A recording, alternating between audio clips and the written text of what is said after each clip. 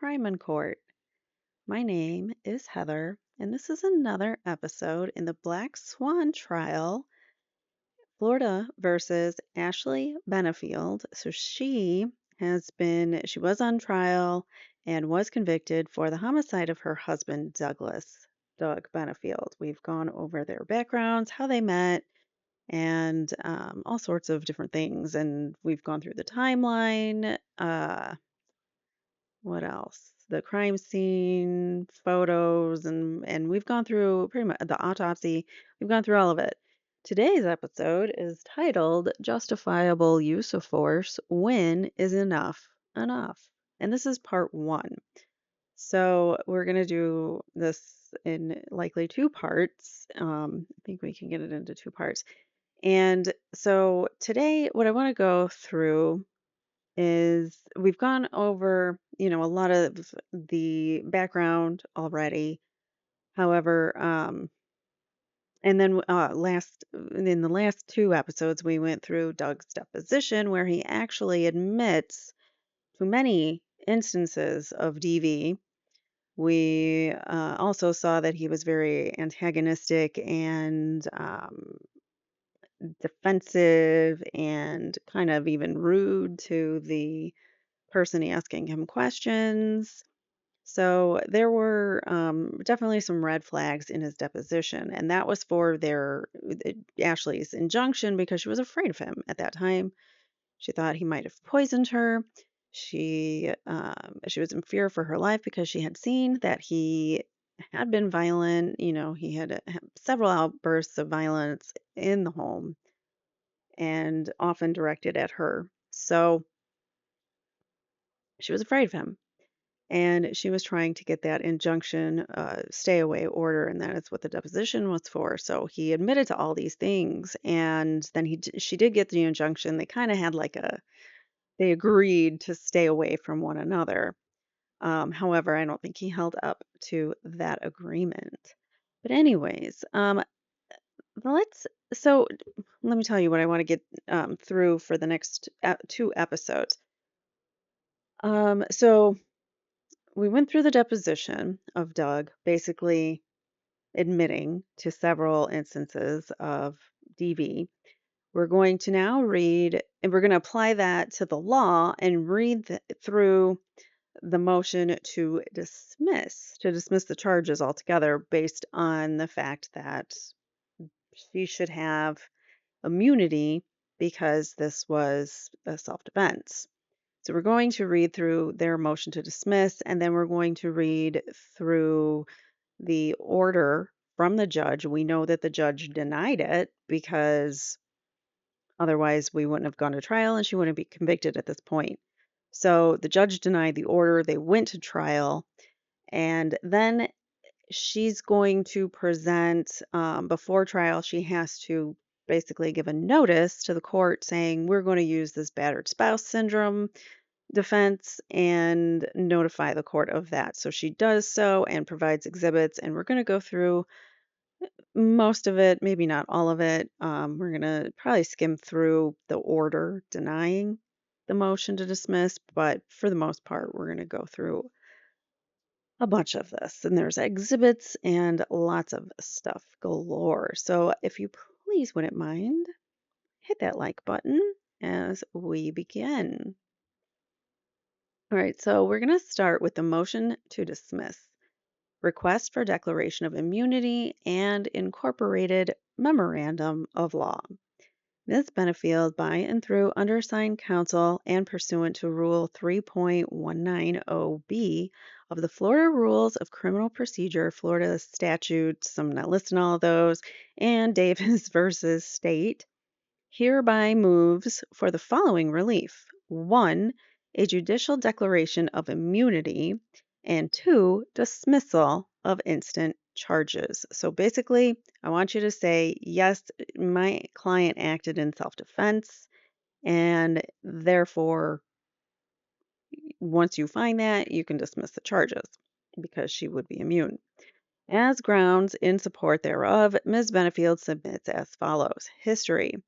After meeting in 2016, Douglas Benefield, the decedent, and Ashley were married following a 13-day whirlwind romance. Yes, that is not a typo. It was 13 days. And then they got married. It's also a red flag of a DV perpetrator, just FYI. A whirlwind type of relationship where they try to like rush in and swoon you and make you feel like you're in love right away. They love bomb you and makes you think that you're in love with them, but not necessarily because you obviously don't know the person. You've only known them for 13 days. But they did get married after 13 days. 30 years her senior, Mr. Benefield portrayed himself as everything Ms. Benefield was waiting for her entire life. And that's a quote. In reality, Mr. Benefield's presentation was a complete fraud. On the day of the homicide, September 27th, 2020, Ms. Benefield knew the following about her then husband. A. He fired a handgun into the ceiling of their kitchen in an effort to intimidate her. And you want to see the exhibit? Oh man, I'm not going to be able to bounce back to what page I was on. The exhibit. The exhibit is just his deposition, anyways. So we don't need that. All right. So, anyways, a lot of the exhibits are they just show you portions of his deposition where he admits to those things. And luckily, we've already read through that, so we don't have to go through all the exhibits. All right, so he fired a you know what into the ceiling of their kitchen. He threw one at her, a loaded one at her. He punched their dog in the face hard enough to render the canine unconscious. He regularly carried a loaded concealed firearm. He unlawfully placed a tracker on her car, and Ms. Benefield frequently observed him tailing her. He was caught by a neighbor at night standing in her backyard and peering into Ms. Benefield's home. He punched numerous holes in the walls of their home, and his previous marriage had a history of DV. We read the text where he basically kicked her, I think, on their honeymoon.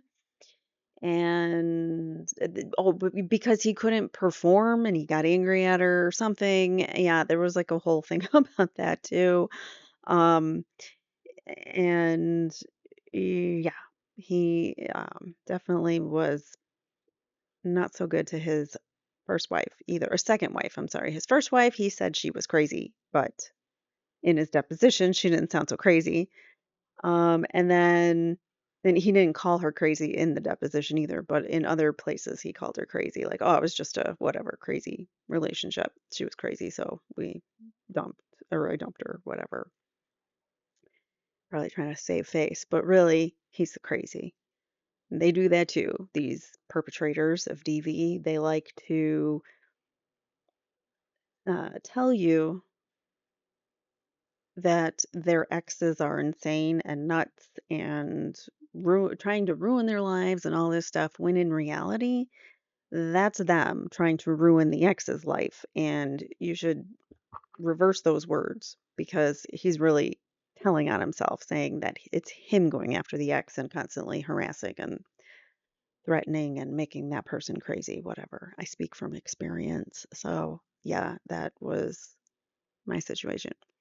All right, so perception. Following Ms. Benefield's initial departure from the marital home in Charleston, South Carolina on August 28, 2017, she returned to gather her belongings and moved into a home owned by her mother in Manatee County, where the homicide took place. It is not difficult, given the history detailed above, to appreciate and understand why Ms. Benefield feared her husband. I concur that point right there. I like to highlight as we go along important points. So let's do that. It is not difficult to understand why she feared him. While physical conditioning played a large role in Ms. Benefield's career as a ballerina, She was no match for Douglas Benefield. He went to the gym regularly. He was very buff. There's going to be pictures in one of our exhibits somewhere where we'll get to it. I just don't remember where it is in the order of things, but we'll get to it in either this episode or the next one where there was pictures of him working out and he looks very muscular and very strong.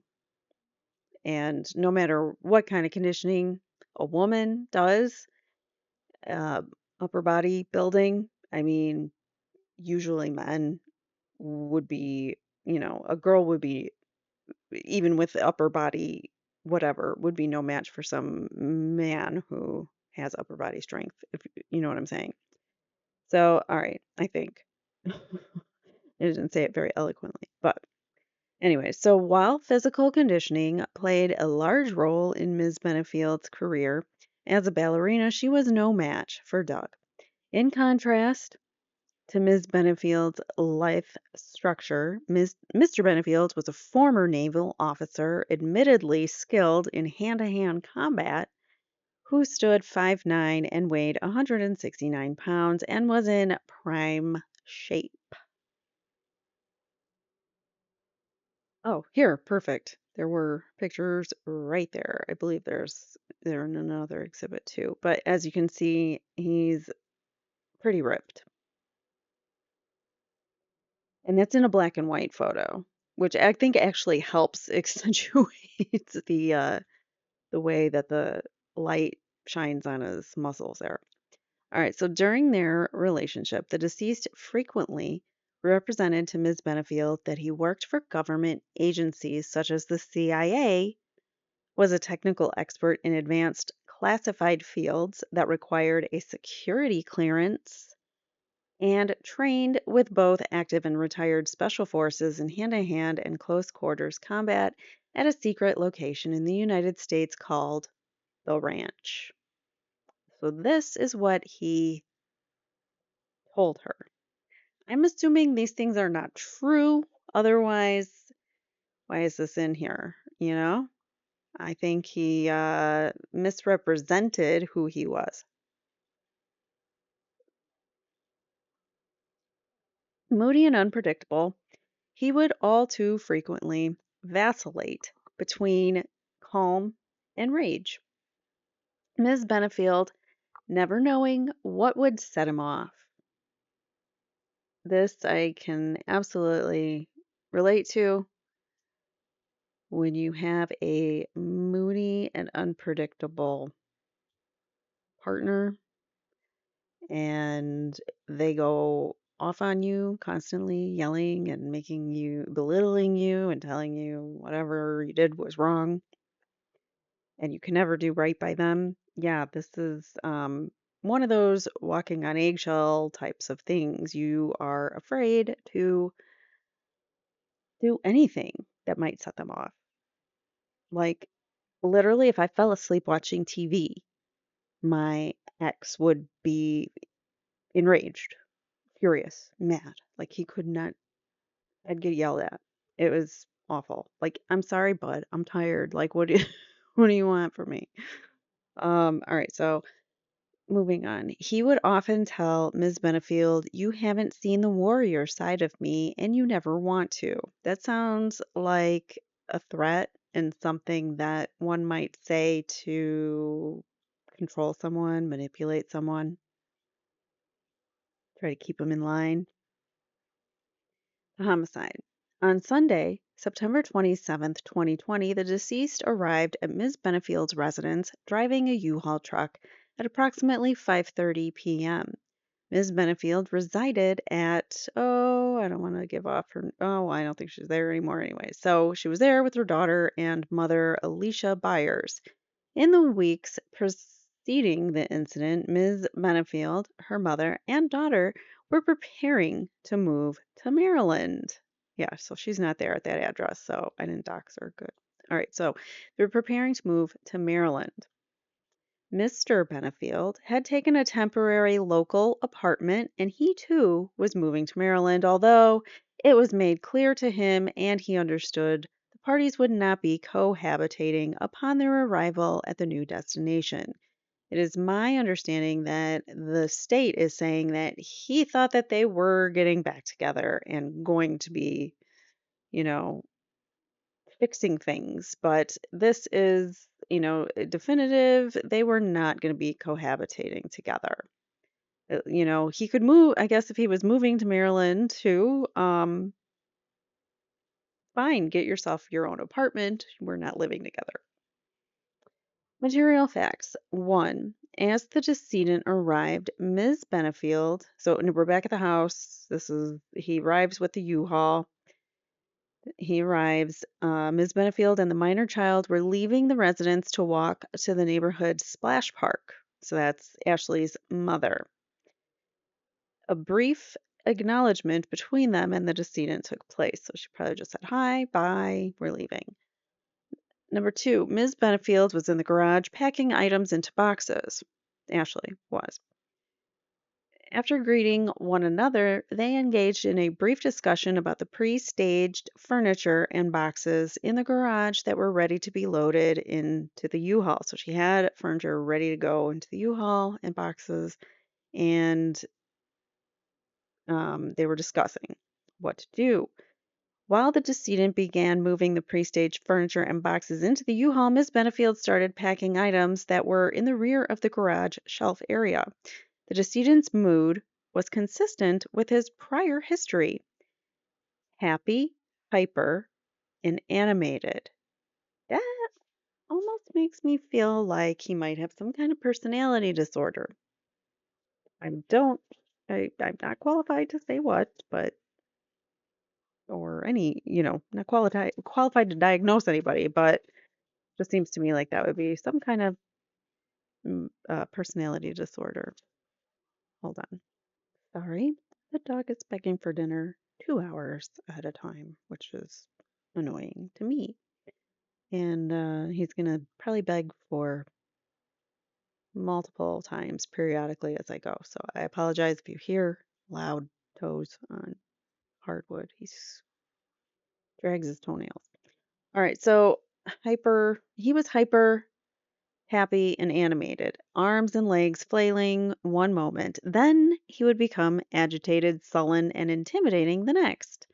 Annoyed that he had not already moved with fixed, intense stares at Ms. Benefield. So his I don't know what that was. His demeanor, his mood was changing constantly. He would go from hyper and happy to sullen and agitated and intimidating Ms. Benefield.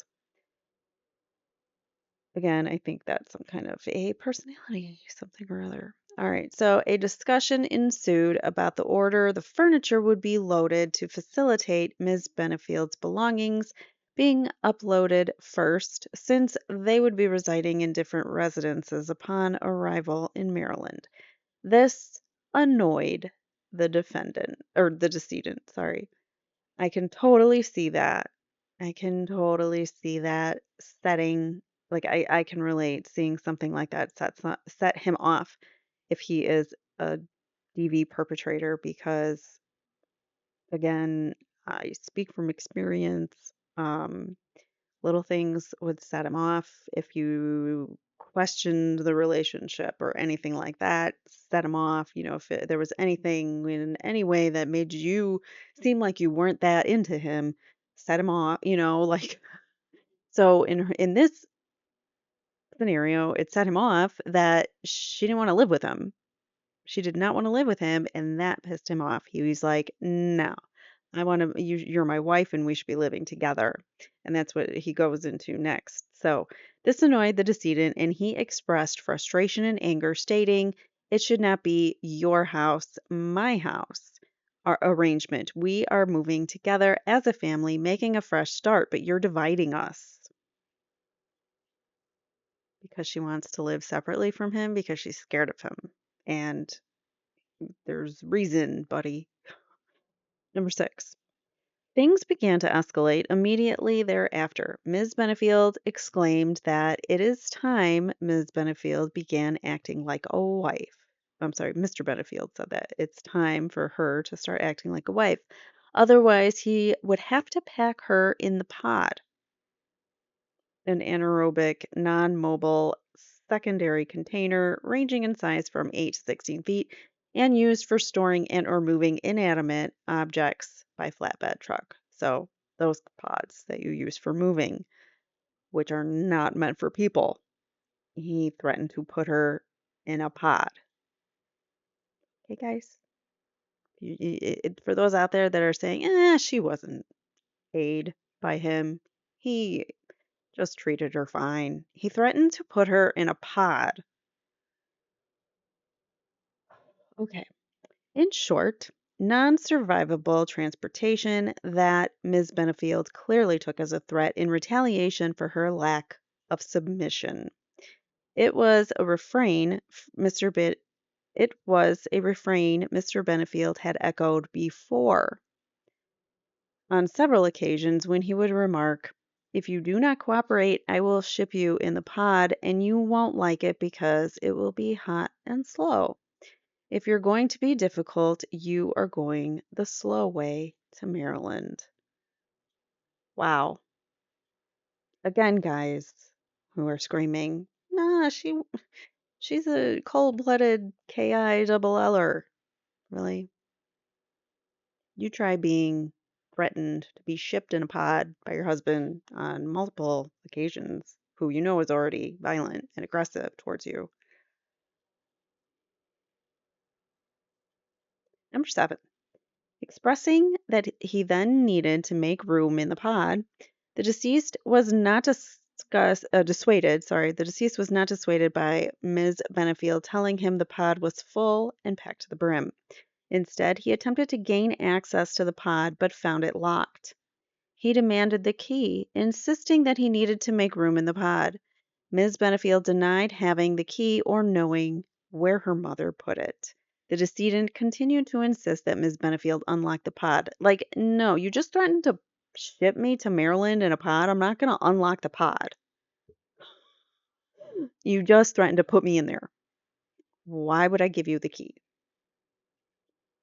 Ms. Byers rented the pod to pack and transport her and her mother's Ms. Byers, sorry. Ms. Byers rented the pod to transport her and Ms. Benefield's household belongings to Maryland. Mr. Benefield had no property in the pod and had no reason to access the pod. Again, why is he even bringing up the pod if Ms. Byers is the one that rented it? Makes no sense. All right, so expressing that he had needed to make room in the pod. Oh, I read that one. Sorry. Okay. Moving on to number 8. Ms. Benefield's inability to provide the deceased with the key to the pod angered him. Of course, it angered him because you're not obeying him when he wants something. Confronting Ms. Benefield, the deceased moved in close, crossed his arms, and glared at Ms. Benefield. So he's using body, his body language, his demeanor, the way he looks at her, all as a threat. He is threatening her. He moved in close to her, so he is violating her personal space and coming in staring at her, coming in hot, staring at her. That is a threat. That's threatening to anybody. Concluding she was defiant, he grew tense, shoulders raised, fists clenched, heavy breathing, and sharp, staccato, derisive comments spewed forth. So then he starts yelling, apparently. As in South Carolina, Ms. Benefield was concerned for her safety and wanted to avoid antagonizing the decedent. So that is one thing you learn to do, is to try to calm things down when you don't want to escalate stuff. Ms. Benefield attempted to de escalate the situation by redirecting the conversation and calm him by speaking softly and positively. He would have none of it, and in an effort to protect herself, she moved away from him to the rear of the garage and resumed packing. So he gets in her space, he gets loud, angry, he's yelling, he's breathing heavy, he's acting all, angered, and intense, and she backs away. She's like, okay, I'm going to, well, first she tries to, speak to him softly, change his mind to something positive. And when that doesn't work, she just decides, I'm going to back away from him and put some space in between us. Critical mass. Her efforts having been rejected, the deceased responded by growing increasingly aggressive and threatening. The decedent began to hover over the top of Miss Benefield in an intimidating manner while she was bent over packing boxes in the garage, fists clenched, arms jiggling as if getting ready for physical contact. Miss Benefield feared that he was going to lash out. So just looking at his body language, again, fists clenched and his arms like jiggling for a fight or a contact or something. So he's getting ready to do something to her. She can tell. In an effort to extract herself from the situation, she attempted to persuade the deceased to leave by remarking very gently that she was exhausted and was finished for the day. It fell on deaf ears. Mr. Benefield acknowledged her comment but kept unpacking and loading. So he's not respecting her in when she's telling him, basically, giving the hint, I need you to go. But he didn't want to hear that. So, afraid to command him to leave in another effort to put even more distance between them, Ms. Benefield left the garage and entered the house, where she continued to pack boxes and move from the garage. So far, Ashley is doing things correctly. She's giving, she's trying to de escalate, she's walking away, she's um, trying to level out the situation so it doesn't become something worse. But it's just not helping. He just is going to keep going. Assault and battery. While walking through the living room, the deceased body checked Ms. Benefield. Approaching Miss Benefield from the kitchen area, instead of going around her, the decedent's shoulders, chest, and arm made contact with Miss Benefield.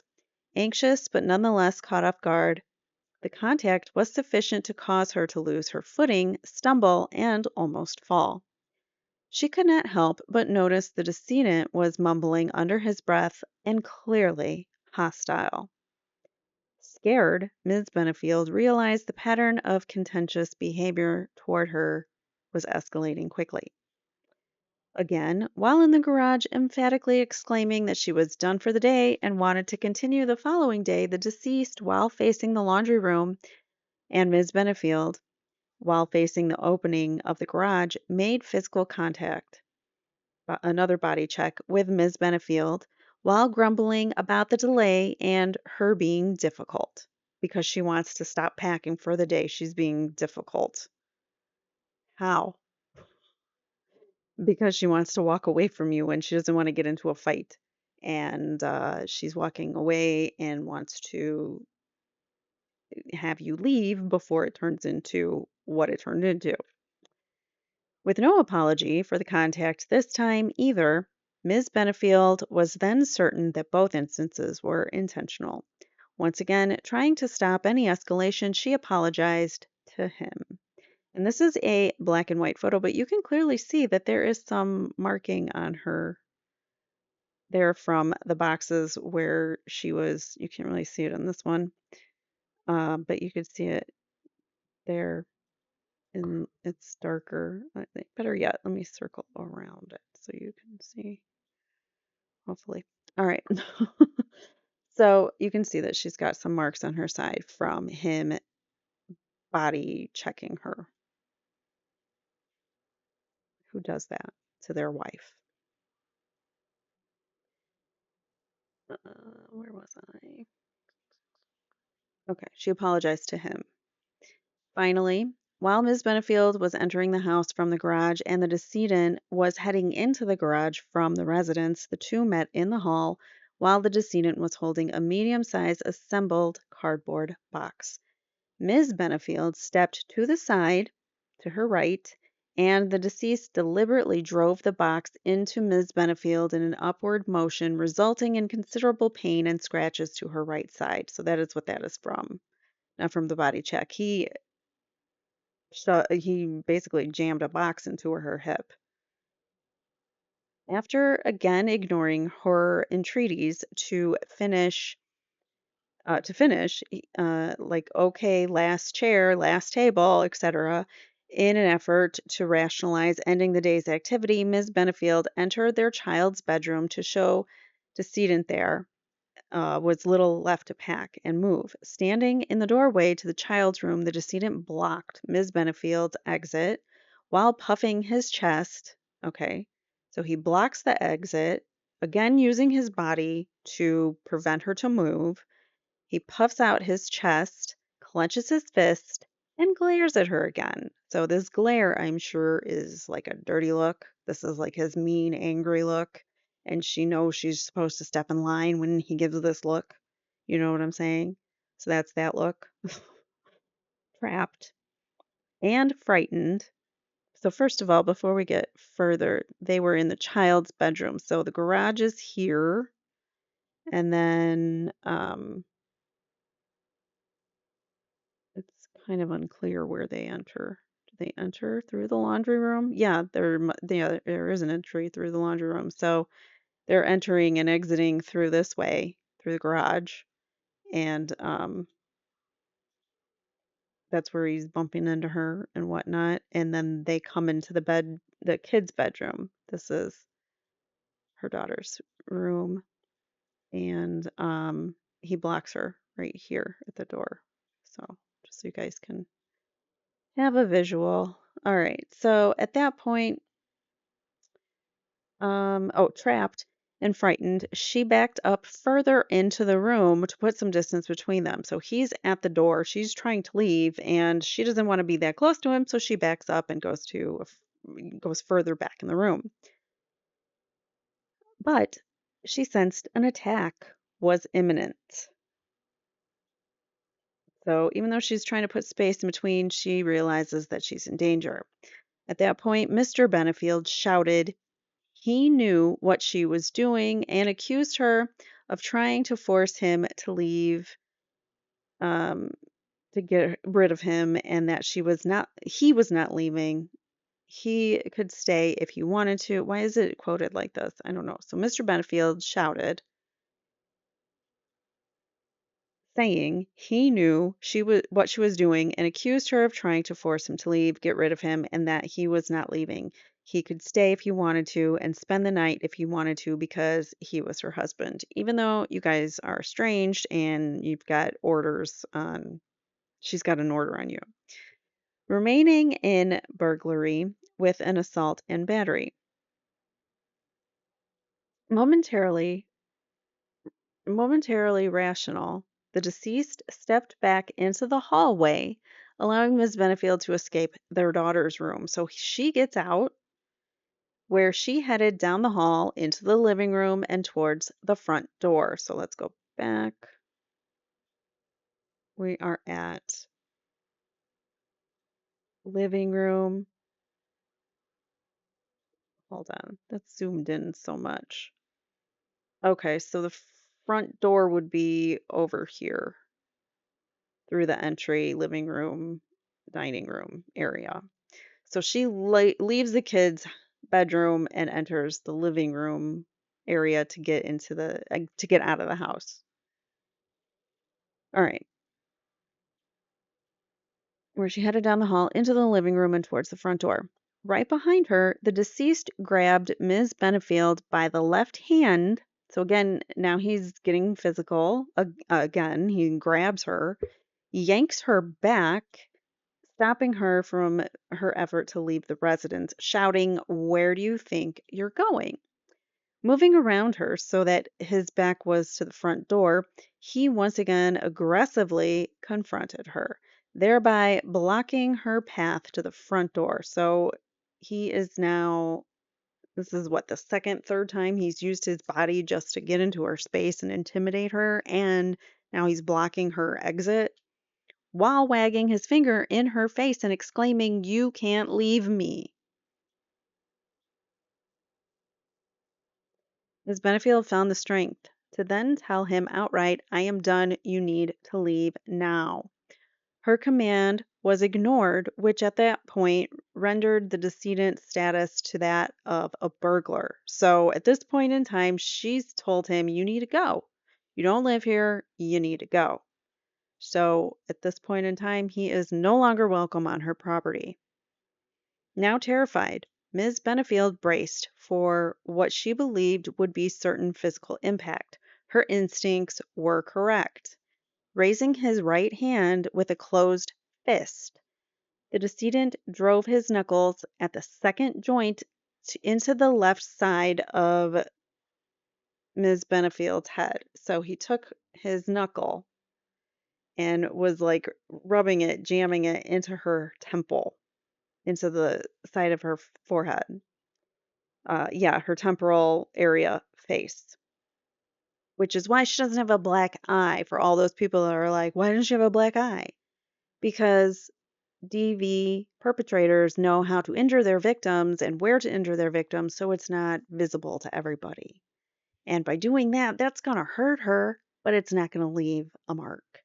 And by shoving the box into her hip, no one's going to see her hip when she's wearing clothing. So these are the things that they do. He says, "I am not done," he was exclaiming as he's jamming his knuckle into her forehead.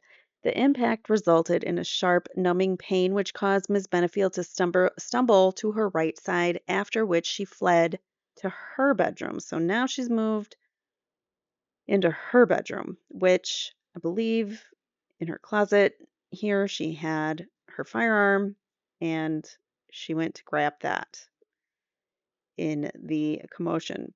Her worst fears realized, Ms. Benefield now believed her life was in danger. Never before had the deceased actually struck her.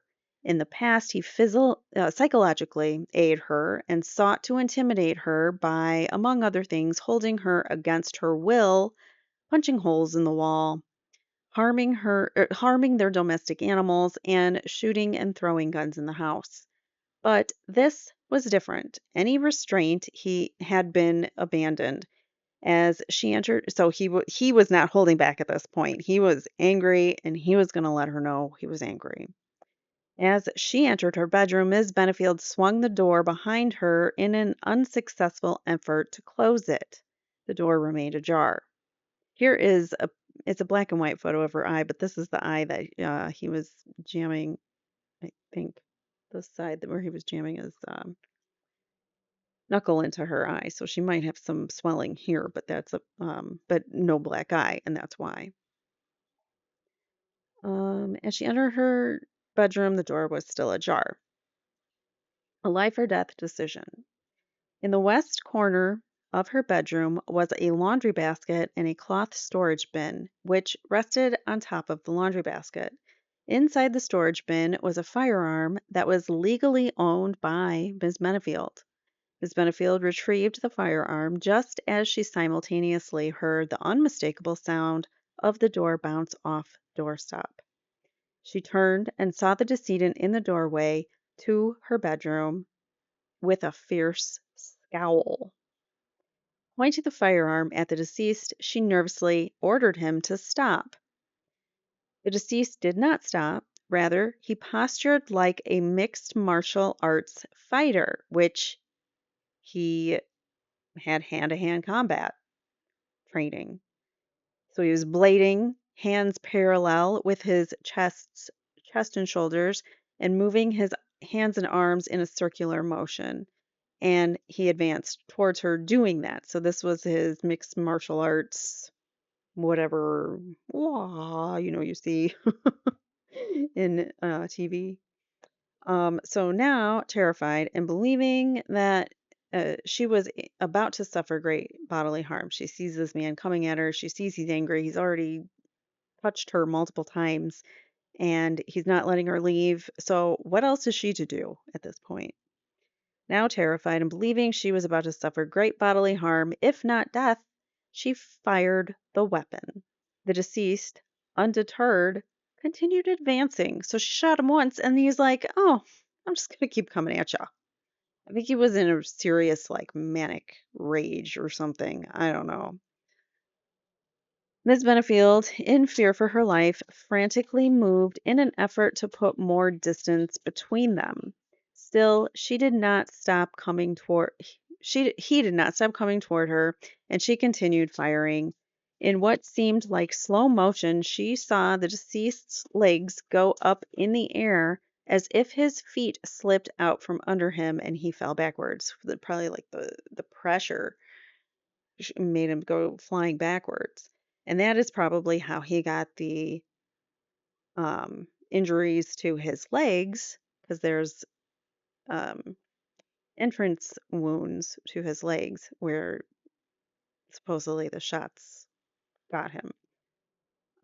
So 19, I don't mean supposedly like they did, but we don't know how, in what way was he standing and how did it, because remember or the coroner, the autopsy said that it was like through the inside of the leg and going on an upward trajectory or something along those lines. So they question the way that things happened.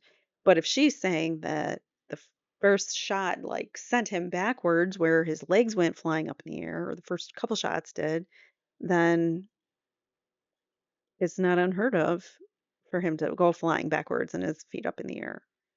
It makes sense. And like, to me, that's such an odd detail that if you were lying,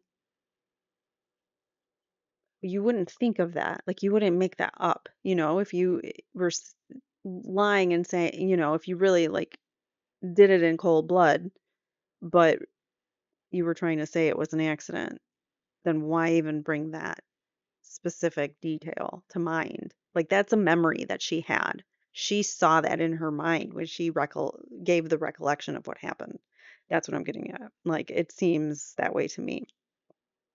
Anyways, all right. So Ms. Benefield immediately fled her residence, seeking help from her next door neighbor, John Sant. And we listened to the 911 call of John Sant. He is also going to testify. We will see him testify on the stand. So, according to Amy and Herbert Carlton, two neighborhood residents who were out walking their dogs less than 30 seconds after hearing gunshots, they observed Ms. Benefield running out of the garage, gun in hand, crying and screaming what sounded like help, run to the house next door, and heard pounding on the door.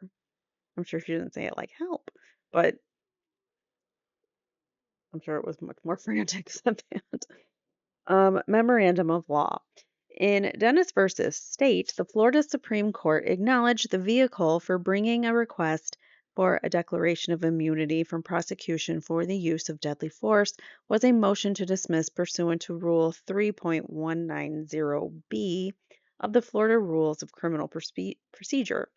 Florida statute entitles immunity from criminal prosecution and civil action for justifiable use of force, and it states a person who uses or threatens to use force as permitted in the statutes is justified in such conduct and is immune from criminal prosecution and civil action for the use or threatened use of such force against whom the force was used or threatened. Okay. According to State versus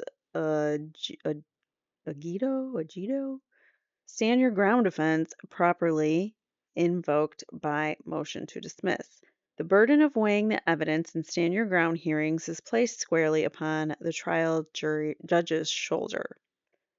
And as explanation in Jefferson versus State, to raise a claim of immunity under this section, an accused must simply allege a facially sufficient prima facie claim of justifiable use of force under Chapter 776 in a motion to dismiss filed under Florida Rule of Criminal Procedure and present argument in support of that motion at a pretrial immunity hearing.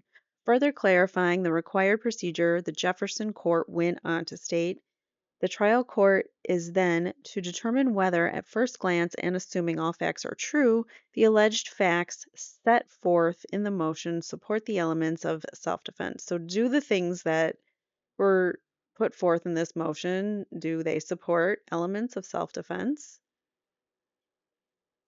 I, I think so. What do you guys think? In the trial court, if the trial court determines that the defendant's claim of self defense satisfies the requirements set forth in the applicable self defense statute raised by the accused, the state shall then present clear and convincing evidence to overcome the self defense claim. The Jefferson Court also addressed what exactly the term prima facie means, rejecting the state's position that the person asserting the immunity claim had the burden to prove it. The Jefferson Court noted prima facie is determined as sufficient to establish a fact or raise a presumption unless disproved or rebutted based on what seems to be true on first examination, even though it may be later proved to be untrue. So, all of the instances of DV that she claims she has him admitting to, well, not maybe not all of them, but the majority of them. The instances, at home with the throwing of the gun and the shooting of the gun, and then the animal abuse, all of that he admits to in those depositions. So, doesn't that, I mean, I'm not a lawyer, but doesn't that give prima facie to the evidence? I don't know. I think it does because there's plenty of reason to believe that he would have been violent because he showed instances of violence in the past. Defining prima facie as at first sight before closer inspection. So the type of claim yet to be proven as true is one that on a first examination is presumed to be true unless it is later disproved or rebutted. The phrase prima facie claim then is an assertion that at first glance is sufficient to establish a fact or right based is yet or right but is yet to be disproved or rebutted. So it's hard to disprove something when the decedent actually admitted to doing those things. you can't you can't disprove it.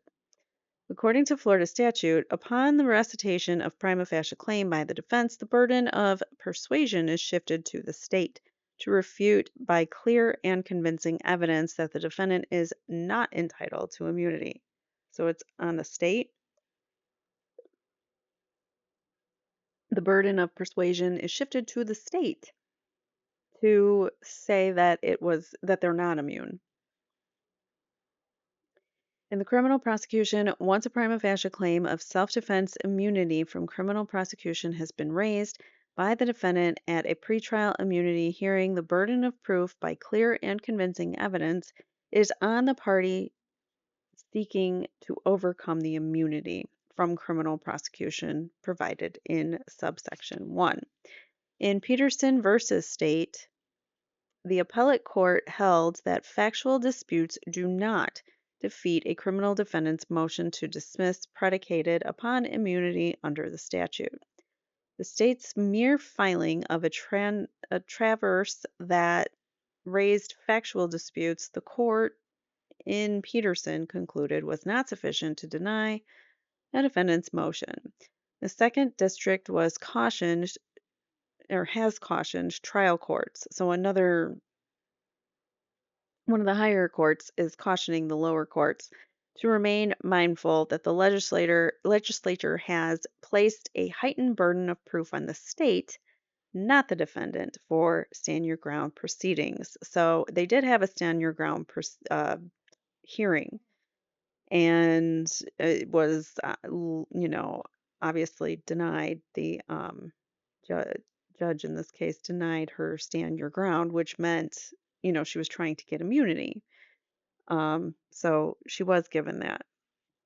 The Cummings case saw the Second District Court of Appeal address an issue quite relevant to the instant proceedings. The deceased initiated a drunken brawl against Ms. Cummings' boyfriend in the trailer home she and her boyfriend shared.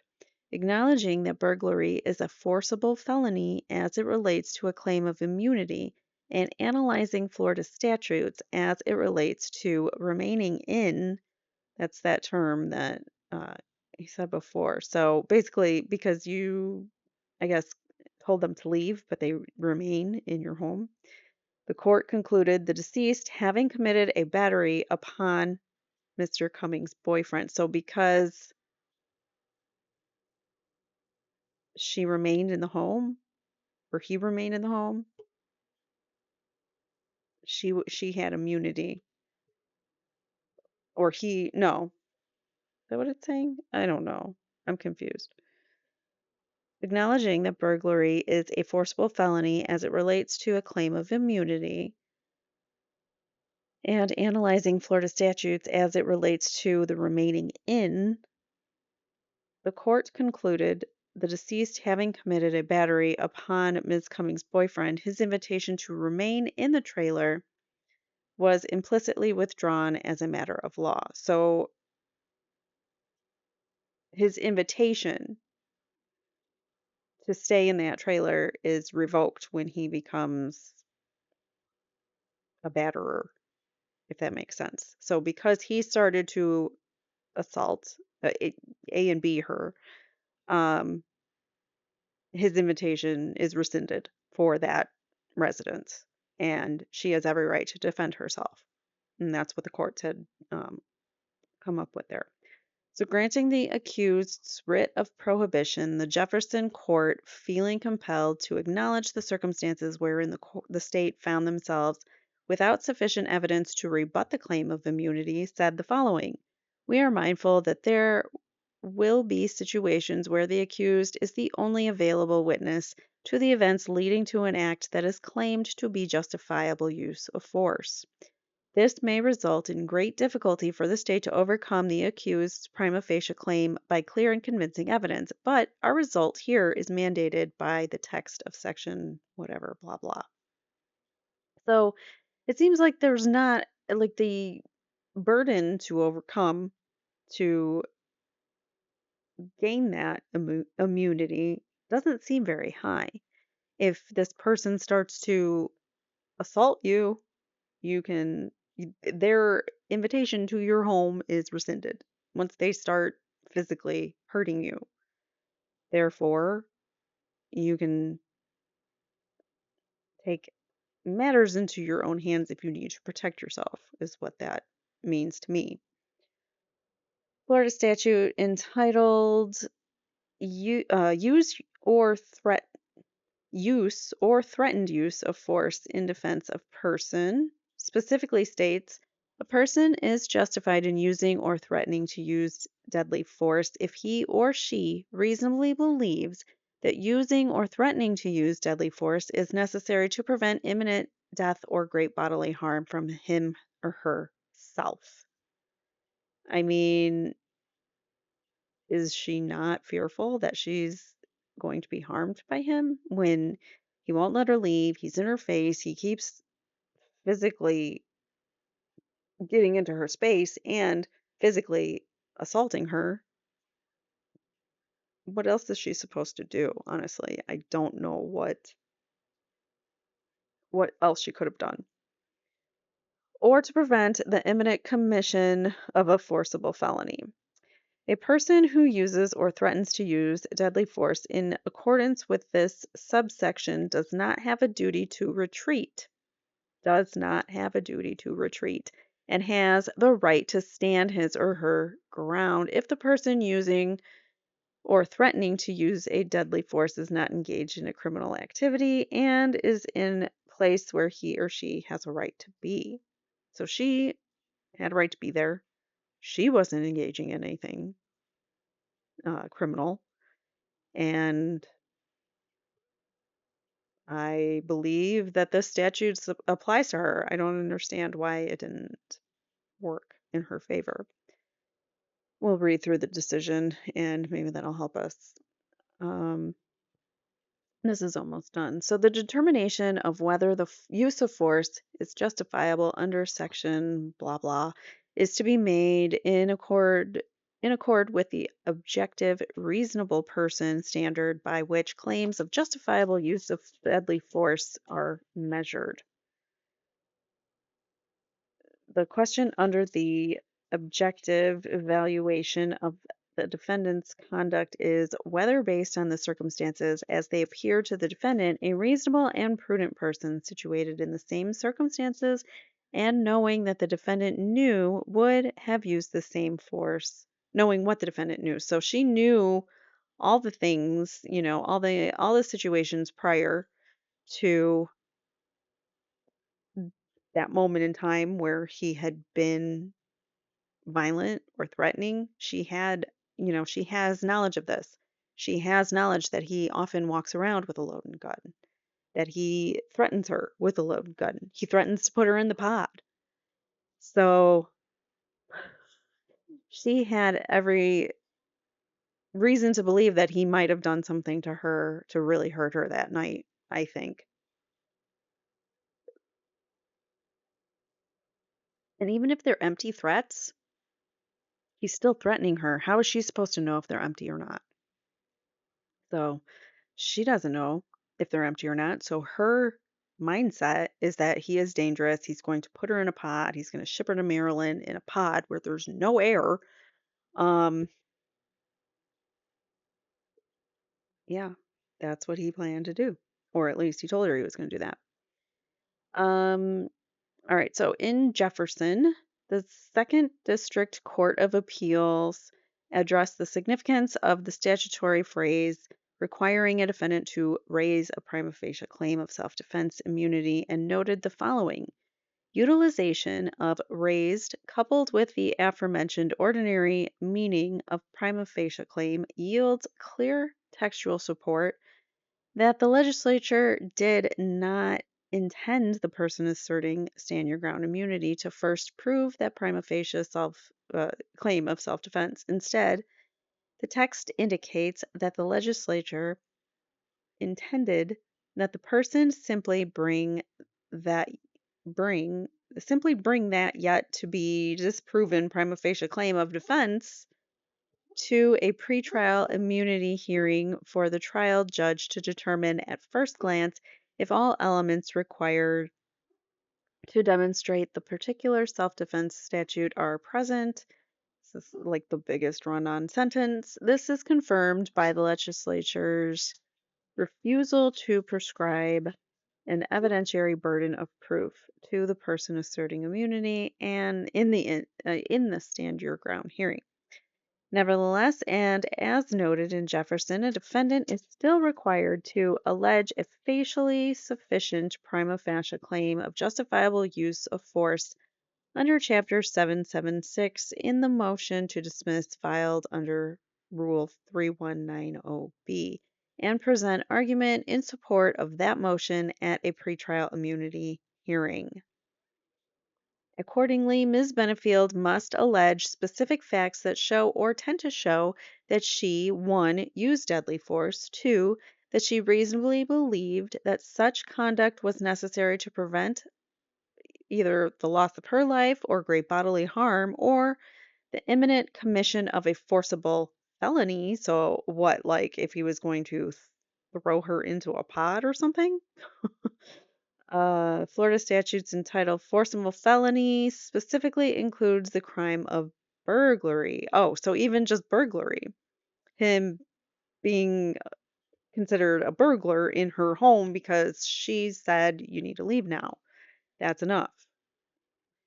Um, where was I? Sorry, I lost my spot here. That she believed that such conduct was necessary, and 3, was not otherwise engaged in criminal activity, and 4, was in a place that she had a right to be. So it's her mother's home. She has a right to be there. She's not engaging in any kind of illegal activity, and all the other things are true. So she believed that she was in danger. Florida statutes provides the following definition for what is often referred to as remaining in burglary.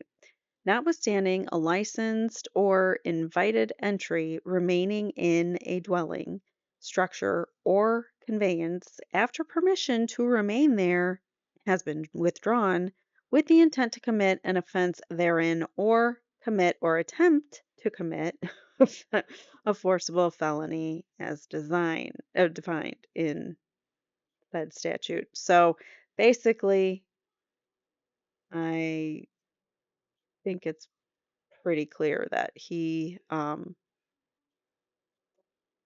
was not supposed to be there. She rescinded her invitation to him and she wanted him out and he wasn't leaving and he wasn't letting her leave either. The permission to remain may be withdrawn expressly by the property owner. See State versus Heron. Permission to remain can also be deemed revoked if the invitee commits a subsequent criminal act against the owner, which he was doing. According to Florida statute entitled Use or Threatened Use of Force in Defense of Property, a person is justified in using or threatening to use deadly force only if he or she reasonably believes that such conduct is necessary to prevent the imminent commission of a forcible felony. Florida statutes entitled Home Protection, Use or Threatened Use of Deadly Force, Presumption of Fear or Death of Great Bodily or great bodily harm states a person who is in a dwelling or residence in which the person has a right to be has no duty to retreat and has the right to stand his or her ground and use or threaten to use deadly force if he or she reasonably believes that using or threatening to use such force is necessary. So if she believed it was necessary and she was threatened, she felt threatened and fearful to prevent her own great bodily harm, she used that force to prevent the great bodily harm to herself, himself or herself, or another, or to prevent the imminent commission of a forcible felony. Again, he was so even that just that line alone to prevent the imminent commission of a forcible felony, just that alone. So on two reasons why she has a reason to shoot him because he's there past his invitation. She's told him to leave. And two, he is basically because he's a burglar, because he's refusing to leave. Um, that makes it makes it an imminent threat. I mean, I don't know what I was saying. Never mind. But yeah, so on two reasons that he should, two very strong reasons why if he, I don't know, lost my train of thought.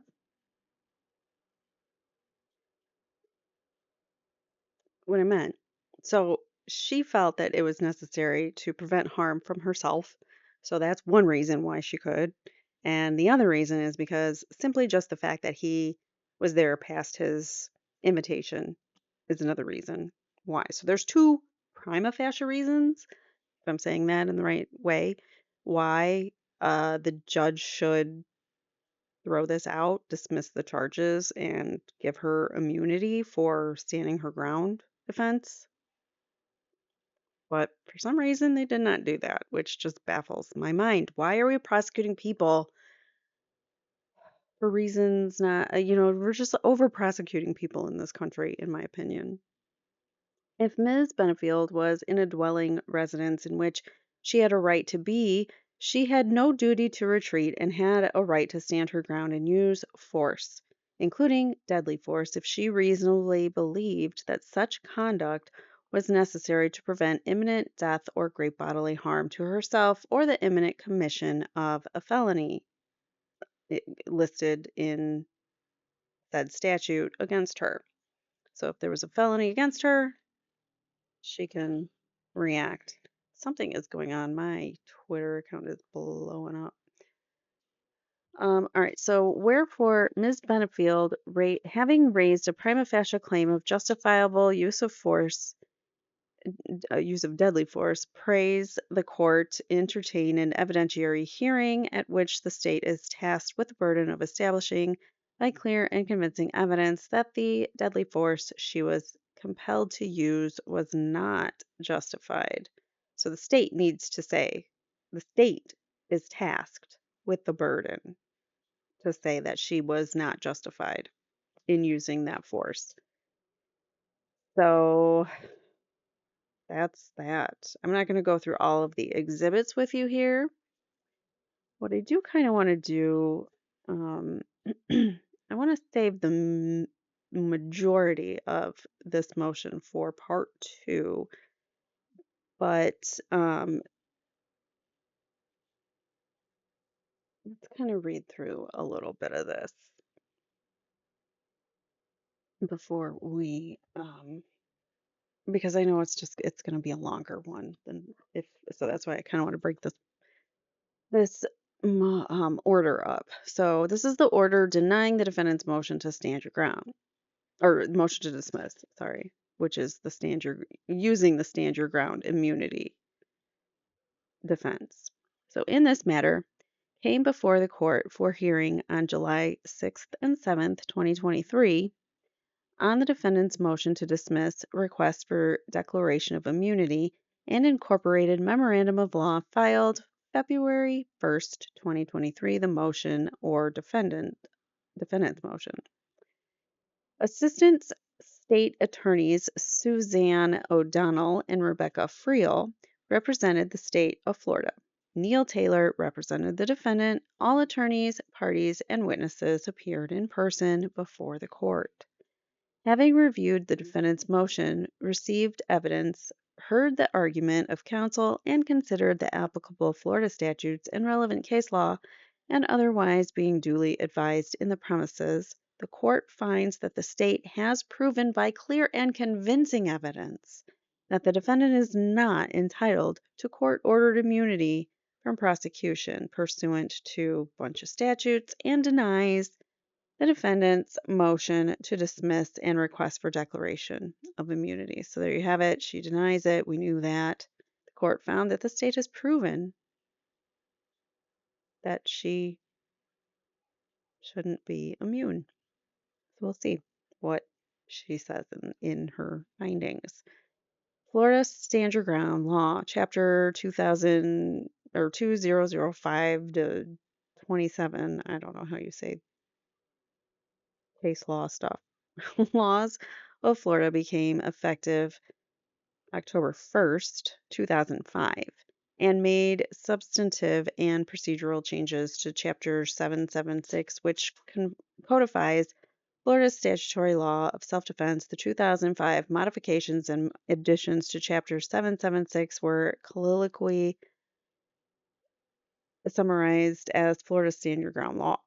In response to initial conflicts among Florida courts regarding certain aspects of the new provisions in Chapter 776, the Florida legislature enacted several statutory clarifications. In recent years, between statutory amendments and significant litigation resulting in numerous appellate opinions, the substantive portions of Florida's Stand Your Ground law have been well explored, and the procedures to follow when litigating a pretrial claim of immunity have been established. The procedural aspect of Florida's Stand Your Ground law. To seek court-ordered immunity from criminal prosecution for the use or threatened use of deadly force or a criminal defendant must raise a prima facie claim of self-defense immunity at a pretrial immunity hearing. Once the defendant makes this prima facie showing, the burden shifts to the state to prove by clear and convincing evidence that the defendant is not entitled to immunity. There is no requirement that a stand your ground motion be sworn to or verified, and the person claiming immunity has no burden to prove a prima facie case. Thus, instead of calling witnesses or presenting evidence to prove her prima facie claim, the defendant must simply allege a facially sufficient prima facie claim of justifiable use of force under Chapter 776 in a motion to dismiss, file under Rule whatever, and present argument in support of that motion at a pretrial immunity hearing. The trial judge must then determine at first glance if all elements required to demonstrate the particular self-defense statute are present. Prima facie is defined as that which is sufficient to establish a fact or raise a presumption unless disproved or rebutted, based on what seems to be true on first examination, even though it may be later proved to be untrue. As noted above, once the defendant raises a prima facie claim of self-defense immunity from prosecution, the burden of proof shifts to the state. Thus, while the defendant need only plead a prima facie claim of self-defense in her motion, the state is required to present evidence at a stand your ground hearing. Evidence includes testimony. Okay, we know what evidence is. And that evidence must prove clearly and convincingly that the defendant is not entitled to immunity. The burden of clear and convincing evidence, an intermediate burden of proof, is defined in Florida Standard Civil Jury Instruction 411.3 as evidence that is precise, explicit, lacking in confusion,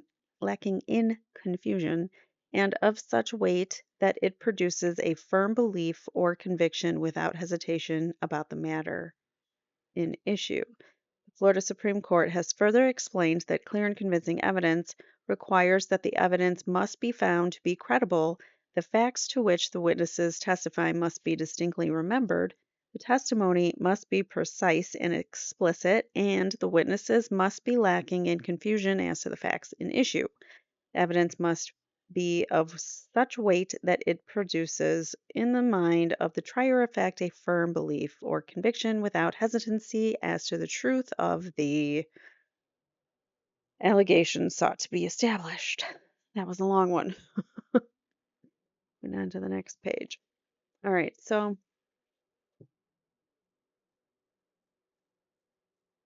moving on. After the state has presented its case, the defendant has the opportunity to present evidence in rebuttal. At this point, however, the defendant may not just rely on the factual averments in her unsworn or unverified motion. The finding is discussed in more detail in the defendant's motion. Rather, the defendant would need to introduce evidence into the record. The defendant would need to introduce evidence into the record. The defendant can testify, but unlike a motion to suppress, the stand your ground motion for immunity is a creature of statutory construction and does not implicate constitutional rights. Thus, the defendant is not faced with the choice of testifying or foregoing important constitutional claims, and her testimony at the hearing can be used as substantive evidence in future proceedings. Sorry, that word was just not coming out. The substantive aspect of Florida's stand your ground laws.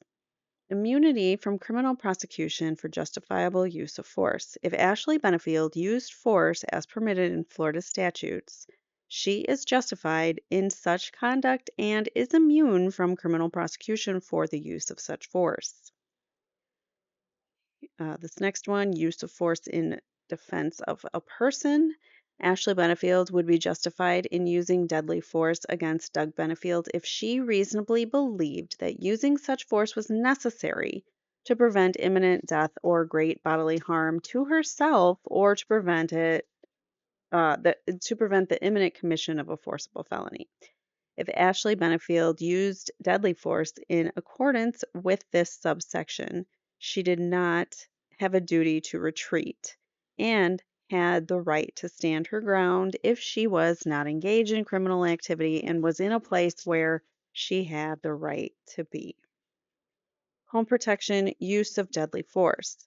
If Ashley Benefield was in a dwelling or residence in which she had the right to be, she had no duty to retreat and had the right to stand her ground and use deadly force if she reasonably believed that using such force was necessary to prevent imminent death or great bodily harm uh, bodily harm to herself or to prevent the imminent commission of a forcible felony. Use of force in defense of property. Ashley Benefield would be justified deadly in using deadly force. So these are all the different statutes that you can get immunity for using deadly force from in this context in self-defense. So she would be justified in using deadly force in the defense of property only if she reasonably believed that such conduct was necessary to prevent the imminent commission of a forcible felony. Hold on. If Ashley Benefield used force in accordance with this subsection, she did not have a duty to retreat and had the right to stand her ground if she was not engaged in criminal activity and was in a place where she had a right to be. So he went over all of this in the motion. She's just laying it all out. This judge, I think it's a he, or she, I thought it was a male. I can't remember now.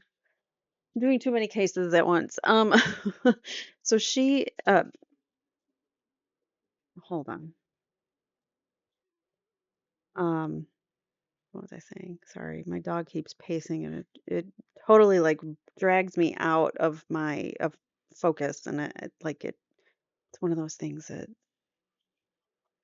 really irritates me.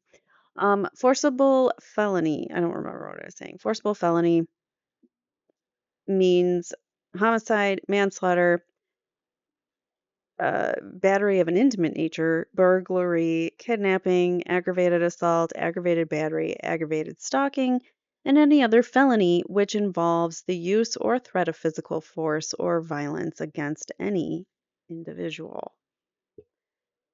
This other statute. So all these are statutes or laws, I guess, that she would have to meet the whatever burden for each of these statutes to get immunity. Number one, use or threatened use of force by aggressor. Number one, the justification described in the preceding section of this chapter is not available to Ashley Benefield if she was attempting to committing, or escaping after the commission of a forcible felony. The justification described in the preceding sections of this chapter is not available to Ashley if she initially provoked the use or threatened use of force by Doug Benefield against herself, unless A, the force or threat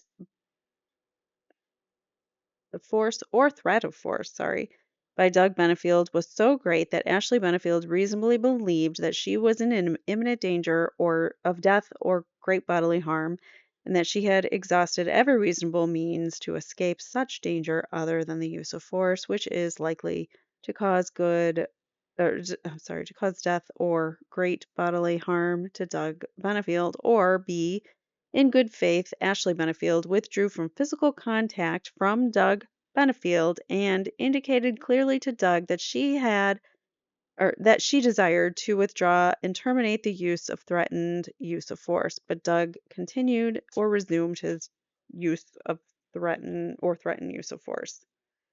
That one was confusing to me.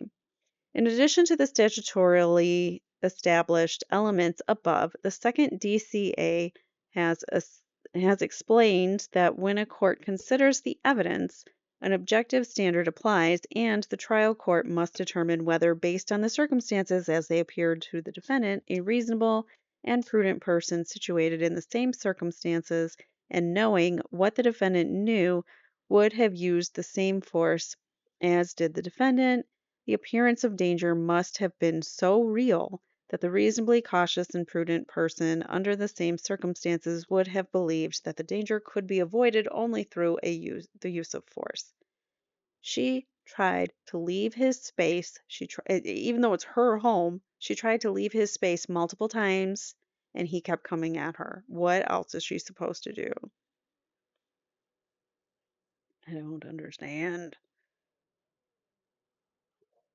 All right, so the defendant's motion. Let's skip through that because we just read that. Is there anything we can glean from it though? Hold on. Yeah, she's comparing it to the hearing and whatnot. So maybe I'll stop here because that'll be a good point in time to kind of refresh us on the defendant's motion. So I'll stop here and we'll pick up on part two, finishing up with this order from the judge denying the defendant's motion to dismiss charges and this stand your ground uh, claim that she has. And then we'll read through that and we'll also read through the battered spouse syndrome defense, it's a short one. So we don't have, that one won't take long, but we also have some exhibits to kind of peruse through. So that'll be in part two. So be sure to please hit the like button and make sure you are subscribed so you don't miss an upcoming episode of Ashley Benefield. I try to do these basically, like I wish I had a day where I could just like one day a week I could get them all out, but these I'm covering so many cases right now and it's been an extremely busy week with Delphi, Karen Reed, and what else? Menendez brothers. There's news about that too. So a lot of the cases that I'm following, like there's been breaking news this week. So uh, yeah, it's been a little difficult to keep up with everything. So I'm trying to get these out as fast as I can. I apologize. I would like to get one or two out a week, but sometimes it doesn't always happen. So I'm trying. Sorry, guys. But thank you for being patient. I really, really appreciate it. I will see you guys in the next one. Take care and have a good one. Bye now.